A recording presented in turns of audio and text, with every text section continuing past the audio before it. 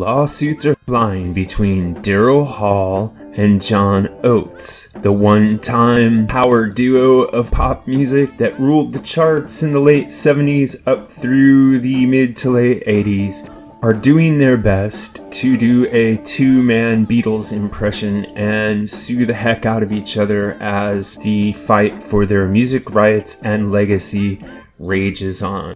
So, in a recent article I read over at entertainment.com, talks about how the background of this really vicious fight is all about John Oates wanting to sell off his side of the Hall & Oates catalog, which was owned by his business venture called Whole Oates Enterprises. So basically, Whole Oates Enterprises decided to sell off its interest in the Hall & Oates catalog to a third party that Daryl Hall wasn't happy about. In fact, he was so unhappy that he filed a lawsuit to stop it, and then he filed a temporary restraining order against the John W. Oates TISA Trust, and there was a bond of $50,000 on that restraining order. So, as you can see, neither one of the two is happy with the other, and this definitely spells the end of Hall & Oates as a musical act. It's hard to say that one of the two of them is right or wrong in this particular argument, but I think there can be some insight gained into the situation by listening to what John Oates had to say in a recent interview about the entire situation. And here's that interview right here. Let's listen to him. Did you try to sell your half of the company or your part? Yes, I did. Yeah, I did. And let me explain to you why I did. When this whole situation got mired in legality and really complex, legal wranglings, I got frustrated. And I said, you know what? Daryl has always wanted to be his own man. I said, I'm going to give him the opportunity to do that. If I sell my half, he can either, he can do what he wants. And it was kind of ruining my life, to be honest with you. I wasn't happy. I said, well, I'll just step aside. And people do it all the time. I mean, you look at all the artists who are selling all their catalogs. It's pretty common. It's not that big a deal. But Daryl didn't like the idea that I would sell to a certain third party. Alright, clearly what John Oates wanted was to be free of all of the complications that came with the business side of Hall & Oates, and if there was that much complications between the two of them, it is no surprise that Daryl Hall doesn't want another party, a third party, whatever that party is, whoever it is, to now be involved, because every time there's a business decision involving a Hall & Oates property, he's going to have to wrangle with somebody else now, just as he used to have to wrangle with his partner, John Oates. It seems that John Oates really just wants to be out of it all. And there are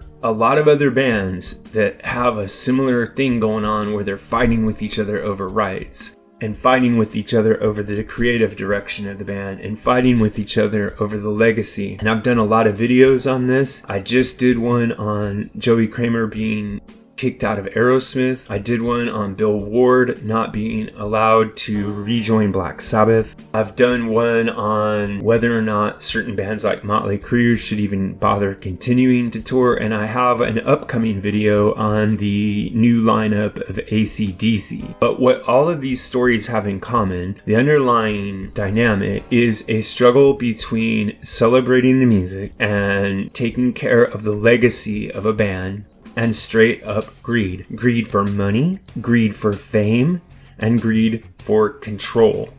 So if you're giving up your side of a catalog, then this means you're giving up your greed and your control to some extent. You want to be free of it all. It seems to me that with that in mind, I would fall on the side that John Oates is taking the high road here. As he said, lots of people sell off their end of the catalog. It happened with Bon Jovi and Richie Sambora. And if you listen to what Bon Jovi said about it on the Howard Stern show, he didn't care. He didn't seem to care at all. He isn't interested in selling his part of the Bon Jovi catalog, but he doesn't care what Richie Sambora does with his side. In this particular instance, Daryl Hall is very upset with what John Oates did with his side of the catalog. And this is why there's an explosion of lawsuits and acrimony. In the long run, all this does is to tarnish the legacy of Hall & Oates. They had a reputation for being close like brothers, creative partners. Whether or not that was ever true, that was the persona of the act, and that's a very important thing to the fans. Now, with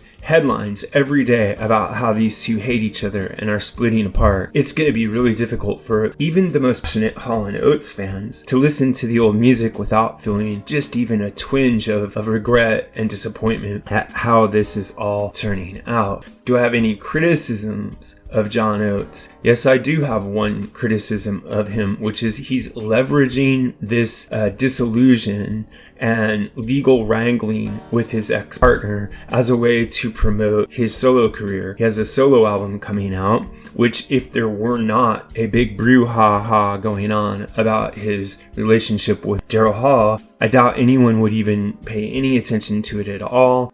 It's very difficult to get new music out there, even when you're a superstar.